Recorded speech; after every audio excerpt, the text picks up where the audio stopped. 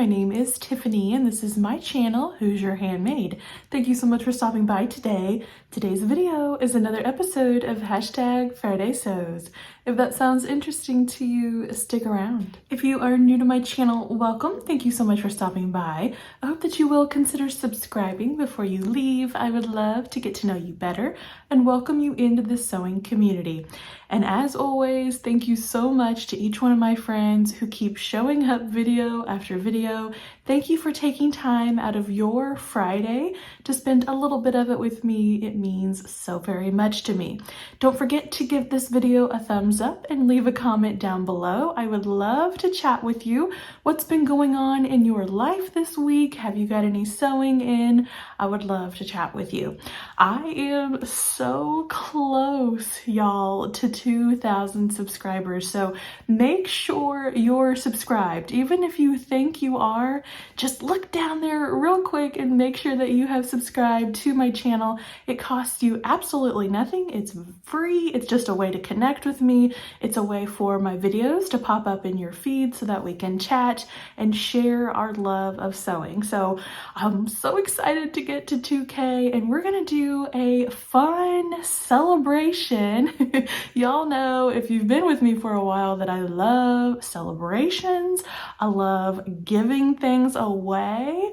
So definitely make sure that you're subscribed and you come along for this journey. I'm so thankful for each and every one of you. So this is a #Friday Sews video. So I'm going to be chatting about what I've been sewing, what's coming up, and maybe a little bit about life. So I have been in my sewing room so much this past weekend. We had a really wonderful weekend here at home. Nothing too wild going on. So I've been up in my sewing room a lot. And the first thing that I worked on this weekend was a Valentine's dress for my sweet little girl. I have a 3-year-old. Her name is Addie. I adore sewing for her. It's so much fun. I'm taking advantage of these little years when she's okay with whatever I make her.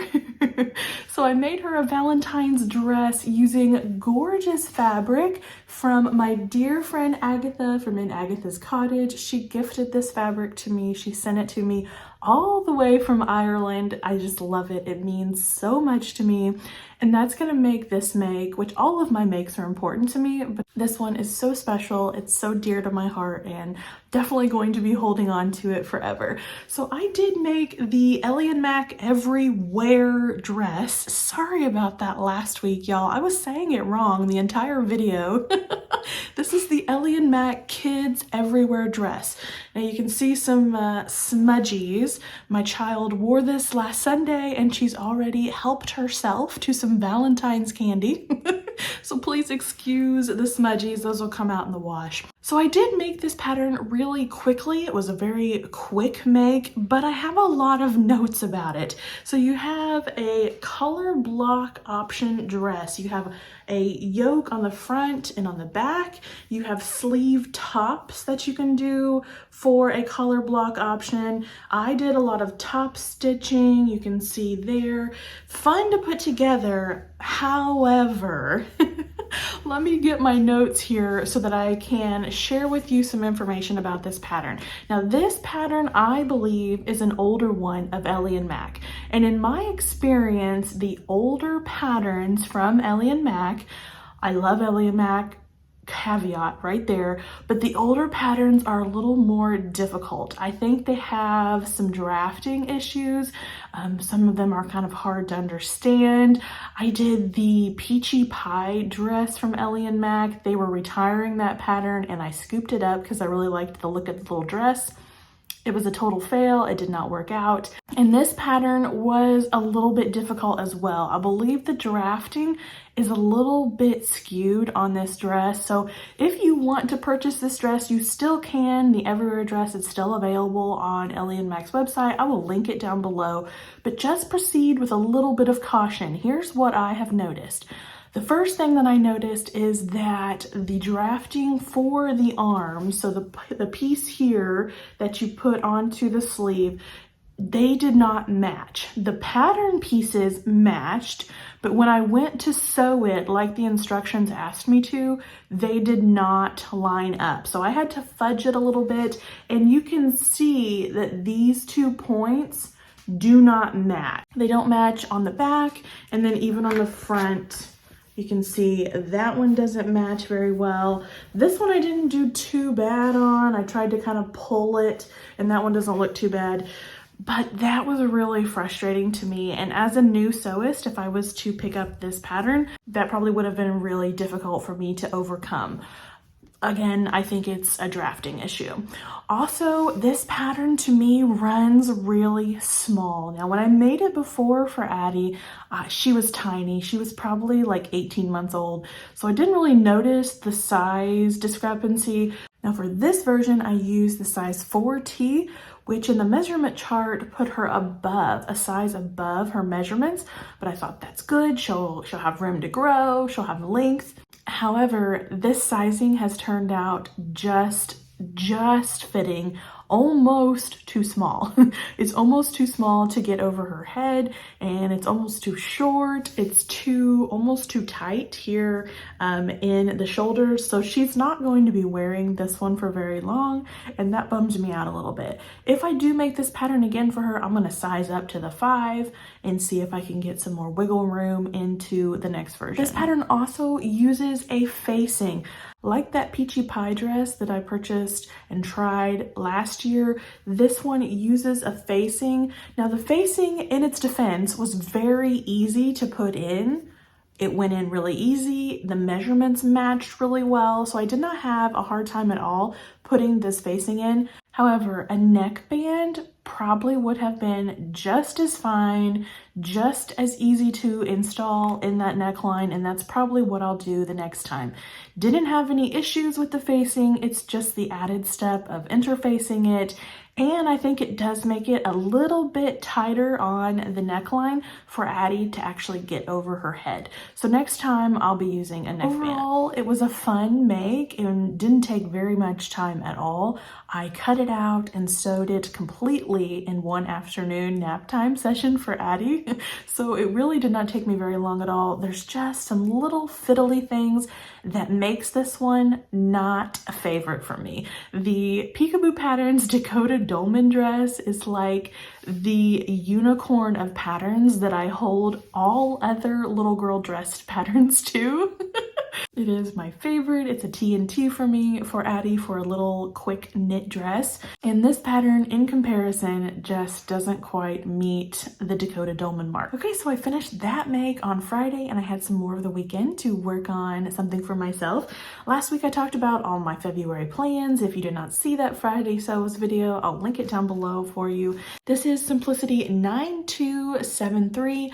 I'm making View B there. Really love those beautiful puff sleeves.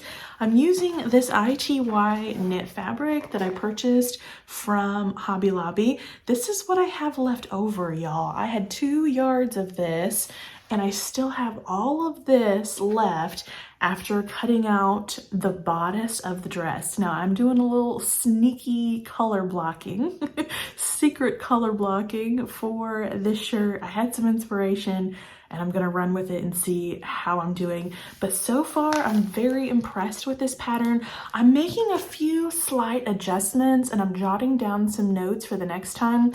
I think this pattern is going to be one that I'm going to love, and I'm taking the time to make a few pattern adjustments. A couple adjustments that I've noticed so far is a narrow shoulder adjustment. The shoulders were hanging off my shoulder line just a bit. Also, a sway back adjustment might be needed. There is some pooling of fabric at the base of my back, and I have drafted out my own neckband. I took the measurements of the neckline and calculated the length that I needed, and I used significantly less of the neckband than what they were going to allow me to, so that was a smart move as well. I did want to share this book with you all. I'm sure you have it in your stash. I'm sure you've heard people talk about it, but this book right here is worth its weight in gold if you are someone who has to do any kind of pattern adjustment. Not just on the curvy side, there's also adjustments for a small bust adjustment. If you need to take room out of a pattern, that's in here. So this book is so amazing. I'm gonna link it down below with my Amazon link. That is an affiliate link, but it's such a good book. If you do not have this in your sewing room, this is one book that you need to invest in and you need to add to your collection if you're someone who makes a lot of adjustments. And maybe you're thinking, well, I just looked that up on YouTube. I learn better through a video. I do as well. I love having those YouTube videos free available to me, but the information that she gives you in here is so complete. Here's an example with the sway back. She gives you a picture of the before and the after. So here's what's wrong with your garment. I had pooling of fabric right here, just like this lady does. And then this is what the garment now looks like with that adjustment. Amazing. She even gives you what to look for. These are signs that you need this adjustment. That is something you're probably not going to get out of every YouTube tutorial showing you how to do the adjustment. They're not going to give you that much information. And that was one of the big things for me. And I'm still learning this, y'all. I'm still learning what to look for. Oh, that's what I need to do. My shirt is doing this. How do I fix it? This book right here. Now, it does come with a ton of patterns. I haven't even bothered with the patterns. The information alone in this book is worth the cost. Definitely recommend this book. I do have her other book. I haven't even looked at it. I got it for Christmas and I haven't taken the time to look at it. But if Jenny from Casuarette is publishing a book, a fitting book, I'm gonna buy it. So that's kind of my plan for the upcoming weekend. We do have a long weekend here in the US, so I've got an extra day of sewing, hopefully. So I might be able to work in a few more makes from my February plans video. On the life front, just kind of as usual around here, the weather is slightly warming up and we've bought a new side-by-side UTV. My husband has been wanting one for a very long time, so we bought a new to us. It's used, but we love it. We have went on so many adventures already. We bundle up the baby and take her with us. So it's been a lot of fun exploring and riding on that. And then we have booked a Disney vacation. We took the plunge and we've booked our very first Disney vacation with Addie.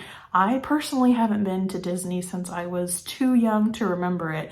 So this is a brand new world. So if you have any Disney tips and tricks, I know it's not really sewing related, but drop them down below in the comment section. I would love to know all the tips and tricks for Disney. I know that there's so much to learn and figure out, and it's all jumbling up in my head right now. So let me know down below if you've been to Disney and what worked great for you.